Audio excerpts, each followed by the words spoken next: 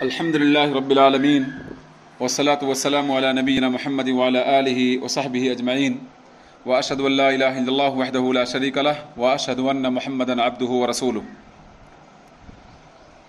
حضرات، جیسا کہ ہم سب کو یہ بات معلوم ہے کہ آخری عشرہ آ پہنچا ہے، اور اس آخری عشرے میں نبی صلی اللہ علیہ وسلم کا معمول یہ تھا کہ آپ اپنے آپ کو مکمل طور پہ تیار کر لیتے تھے شب بیداری کے لیے، اپنے گھر والوں کو بھی بیدار رکھتے تھے، اللہ رب العالمین کی عبادت میں اپنے آپ کو ہماتن گوش کر لیا کرتے تھے۔ قیام اللیل یا قیام رمضان، اس سلسلے میں یہ بات آپ جانتے ہیں کہ اللہ کے رسول صلی اللہ علیہ وسلم لمبا قیام کرتے تھے، لمبی تلاوت کرتے تھے، لمبا رکوع کرتے تھے، رکوع کے بعد اطمینان سے کھڑے ہو کر دعائیں پڑھتے تھے۔ آج کے درس میں کچھ ایسی دعائیں ہیں جنہیں عام طور پہ لوگ نہیں جانتے، حالانکہ اللہ کے رسول صلی اللہ علیہ وسلم ان دعاؤں کے ذریعے اپنی نماز میں حسن اور بیوٹی پیدا کرتے تھے اور اللہ رب العالمین سے اپنا قرب پیدا کرتے تھے۔ آئیے ذرا ان دعاؤں کو سماعت کیا جائے جن دعاؤں کو اکثر لوگوں نے بھلا دیا ہے، یا لوگ لا علمی کی بنیاد پر یہ سمجھتے ہیں کہ رکوع میں اور سجدے میں اور دیگر جو نماز کے ارکان ہیں ان میں صرف چند مخصوص دعائیں ہیں، جبکہ معاملہ ایسا نہیں ہے۔ آئیے نمبر وار ان دعاؤں کو آپ کی خدمت میں پیش کیا جائے۔ قیام اللیل کی دعاؤں میں یعنی تکبیرۃ الاحرام اللہ اکبر کہہ کر جب انسان نماز میں داخل ہو جاتا ہے، اور قرأت سے پہلے یعنی اللہ اکبر تکبیر تحریمہ اور قرأت شروع کرنے سے پہلے دعائے استفتاح میں کئی دعائیں نبی صلی اللہ علیہ وسلم سے ثابت ہیں۔ مثال کے طور پر پہلی دعا سبحانک اللہم وبحمدک وتبارک اسمک وتعالی جدک ولا الہ غیرک، یہ دعا سنن ابو داؤد 776 پر موجود ہے۔ دوسری دعا اللہم باعد بینی وبین خطایای کما باعدت بین المشرق والمغرب اللہم نقنی من خطایای کما ینقی الثوب الابیض من الدنس اللہم اغسلنی من خطایای بالثلج والماء والبرد۔ یہ دعا متفق علیہ بخاری اور مسلم میں ہے، لیکن الفاظ امام مسلم کے صحیح کے ہیں، جس کا نمبر ہے 598۔ ایسے ہی ایک دعا جو اللہ کے رسول صلی اللہ علیہ وسلم سے ثابت ہے، دعا استفتاح میں یعنی تکبیر تحریمہ کے بعد جس کو آپ پڑھتے تھے، اللہ اکبر کبیرہ والحمد للہ کثیرہ وسبحان اللہ بکرۃ واصیلا، یہ امام مسلم رحمہ اللہ کی صحیح میں 601 پر موجود ہے۔ ایسے ہی اللہ کے رسول صلی اللہ علیہ وسلم کی دعاؤں میں، رکوع کی دعاؤں میں یعنی قیام اللیل میں جب آدمی رکوع کرے تو ظاہر ہے یہاں پر لمبا رکوع کرنا مقصود ہے، اور اس میں دعاؤں کا پڑھنا، اللہ کی تعظیم کو بیان کرنا مقصود ہے۔ تو رکوع کی دعاؤں میں سبحان ربی العظیم 3 مرتبہ پڑھا جائے، یہ سنن ابن ماجہ میں 888 پر موجود یہ دعا ہے۔ ایسے ہی سبحان ربی العظیم وبحمدہ، اس دعا کو بھی 3 مرتبہ پڑھنا ثابت ہے، سنن دارقطنی میں 1277 پر یہ دعا موجود ہے۔ ایسی ہی تیسری دعا سبحانک اللہم ربنا وبحمدک اللہم اغفر لی، یہ دعا صحیح بخاری میں 817 پر اور صحیح مسلم میں 484 پر موجود ہے۔ ایسے ہی رکوع کی دعاؤں میں سبوح قدوس رب الملائکۃ والروح، یہ دعا صحیح مسلم میں 487 پر موجود ہے۔ ایسے ہی رکوع کی دعاؤں میں سبحان ذی الجبروت والملکوت والکبریاء والعظمہ، یہ دعا سنن ابو داؤد میں 873 پر موجود ہے۔ ایسے ہی رکوع کی دعاؤں میں اللہم لک رکعت وبک آمنت ولک اسلمت خشع لک سمعی وبصری ومخی وعظمی وعصبی، یہ دعا بھی اللہ کے رسول صلی اللہ علیہ وسلم رکوع میں پڑھا کرتے تھے۔ یہ دعا صحیح مسلم میں 771 پر دیکھی جا سکتی ہے۔ اسی طرح سے میرے بھائیوں، قیام اللیل کی دعاؤں میں یعنی اللہ کے رسول صلی اللہ علیہ وسلم جب رکوع سے سر کو اٹھا کر کھڑے ہوتے تھے اور سمع اللہ لمن حمدہ کہہ کر فارغ ہوتے تھے تو کئی دعائیں اللہ کے رسول صلی اللہ علیہ وسلم سے ثابت ہیں. ان دعاؤں میں ذرا غور کیجئے. پہلی دعا ربنا ولک الحمد، یہ دعا امام بخاری رحمہ اللہ کی صحیح میں 1065 اور امام مسلم رحمہ اللہ کی صحیح میں 901 پر دیکھی جا سکتی ہے. ایسے ہی دوسری دعا ربنا اللہم ربنا ولک الحمد، یہ دعا صحیح بخاری میں 795 پر موجود ہے. تیسری دعا جو رکوع سے کھڑے ہونے کے بعد اللہ کے رسول صلی اللہ علیہ وسلم پڑھا کرتے تھے وہ دعا کچھ اس طرح سے ہے ربنا لک الحمد ملء السماوات والارض وملء ما شئت من شيء بعد اهل الثناء والمجد احق ما قال العبد وكلنا لك عبد اللهم لا مانع لما اعطيت ولا معطي لما منعت ولا ينفع ذا الجد منك الجد. یہ دعا امام مسلم رحمہ اللہ کی صحیح میں 477 پر موجود ہے. اللہ کے رسول صلی اللہ علیہ وسلم سے اسی طرح سے قیام اللیل کی دعاؤں میں سجدے کی کئی دعائیں ثابت ہیں جن دعاؤں کے ذریعے اللہ رب العالمین سے ہمارے نبی صلی اللہ علیہ وسلم اپنے حاجات کا مطالبہ کرتے تھے، اللہ کی تعظیم بیان کرتے تھے اور اپنی بندگی کا اظہار کرتے تھے. ان دعاؤں میں سبحان ربی الاعلیٰ 3 مرتبہ، سنن ابن ماجہ 888 پر یہ حدیث موجود ہے. ایسے ہی سبحان ربی الاعلیٰ و بحمدہ 3 مرتبہ اس کو بھی پڑھنا اللہ کے رسول صلی اللہ علیہ وسلم سے ثابت ہے اور یہ دعا سنن دارقطنی میں 1277 پر موجود ہے. تیسری دعا سجدے کی سبوح قدوس رب الملائکۃ والروح، یہ دعا صحیح مسلم میں 487 پر موجود ہے.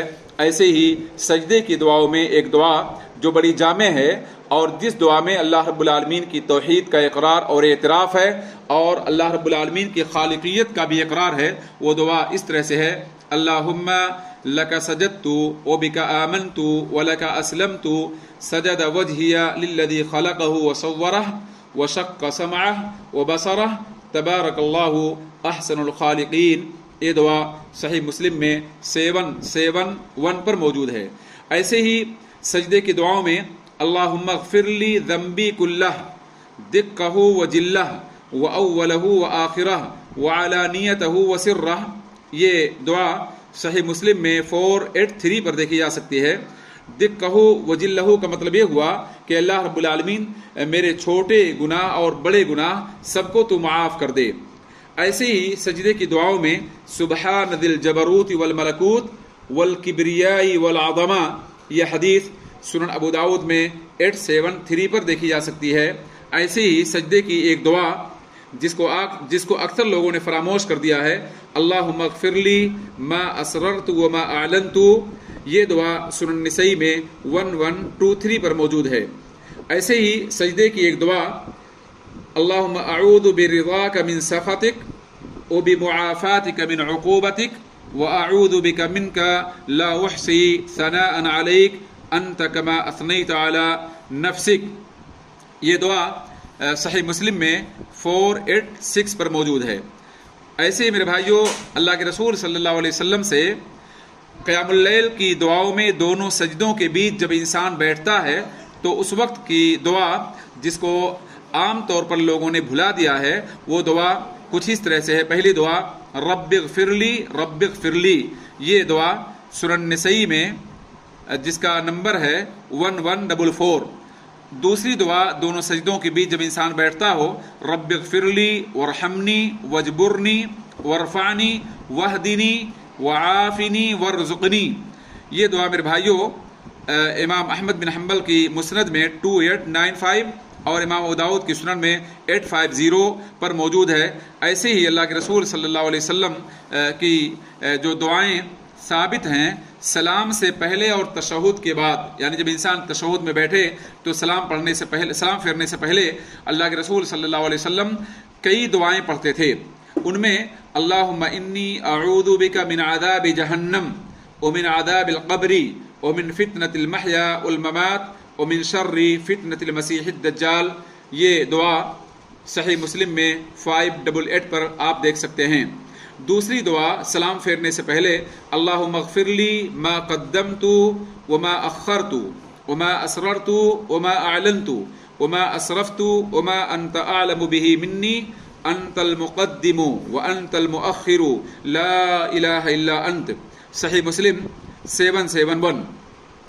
इसी तरह सलाम फिरने से पहले तीसरी दुआ, अल्लाहुम्मा इन्नी ज़लमतु नफ्सी ज़ुल्मन कसीरन वला यग़फिरुज़्ज़ुनूब इल्ला अंत फ़ग़फ़िरली मग़फ़िरतम मिन इंदिक वरहमनी इन्नका अंतल गफ़ूरुर रहीम। ये दुआ मुत्तफ़क़ अलैह सही बुखारी में 834 और सही मुस्लिम में 2705 पर मौजूद है।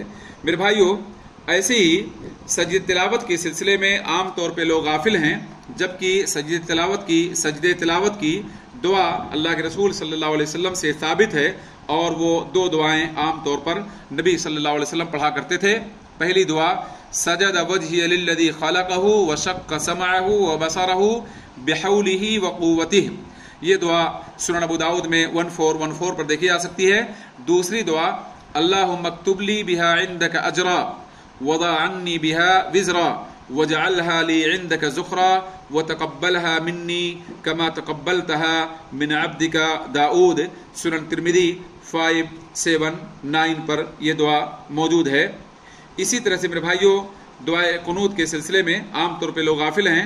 बहरहाल और भी दुआएं अल्लाह के रसूल सल्लल्लाहु अलैहि वसल्लम से साबित हैं, लेकिन सवाल ये पैदा होता है कि क्या इन तमाम दुआओं का उन जगहों पे पढ़ना ज़रूरी है, या यानी एक दुआ को एक नमाज में बार बार रिपीट करके आदमी 3 मरतबा, 5 मरतबा या 7 मरतबा या 10 मरतबा पढ़े। इस सिलसिले में दो रायों में से कोई राय इंसान इख्तियार कर सकता है। पहली बात तो यह है कि इन दुआओं को याद करे इंसान और उनको पढ़ने की कोशिश करे, और दूसरी बात यह है कि एक नमाज में एक ही दुआ को बार बार रिपीट करे। बहर सूरत आदमी एक दुआ को बार बार रिपीट करे 3 मरतबा, 5 मरतबा, 7 मरतबा या 10 मरतबा, या फिर इन दुआओं को पढ़ने की इंसान कोशिश करे बार बार। ये दोनों शक्लें इंसान के लिए जायज़ और सही होंगी इंशाअल्लाह। बहर सूरत मतलूब ये है कि रुकू में, सजदे में और रुकू से सर उठाकर खड़े होकर, ऐसे ही दोनों सजदों के बीच सलाम फेरने से पहले, चूंकि ये दुआ मुनाजात की, ये नमाज मुनाजात की नमाज है, दुआ की नमाज है, अपनी ज़रूरत को अल्लाह के सामने पेश करने की नमाज है, अल्लाह से अपनी परेशानियां बयान करने की नमाज है, अल्लाह से सवाल करने की नमाज है। और नबी सल्लल्लाहु अलैहि वसल्लम की तालीम करदा दुआओं में इंसानी ज़रूरियात का, इंसानी हाजात का, इंसानी मुश्किलात का पूरा लिहाज और ख्याल रखा गया है। लिहाजा नबी सल्लल्लाहु अलैहि वसल्लम से जो दुआएं साबित हैं, अगर उन दुआओं को पढ़ने का हम लोग एहतिमाम करें तो कई खूबियां और कई कमालात हम जमा कर सकते हैं। इसमें एक जानिब अल्लाह रब्बुल आलमीन से दुआ करने में सलामती और हिफाजत होगी शिर्क से, बिदात से और फिस्क व फजूर से, और दूसरी जानिब जो जामियत और जो सवाल का तरीका नबी सल्लल्लाहु अलैहि वसल्लम ने इख्तियार किया है, जाहिर है हम अपने इख्तियार करदा कलिमात में उस तरीके को जमा नहीं कर सकते।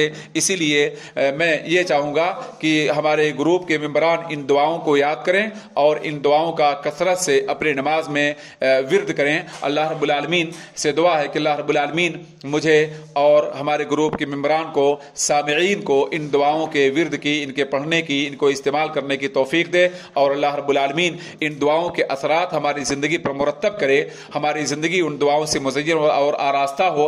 अल्लाह हमें हर तरह के शर और फितने से महफूज रख, और अल्लाह रब्बुल आलमीन तो हमारी दुआओं को कबूल कर। व सल्लल्लाहु अला नबीना मुहम्मद व अला आलिहि व सहबिहि अजमईन।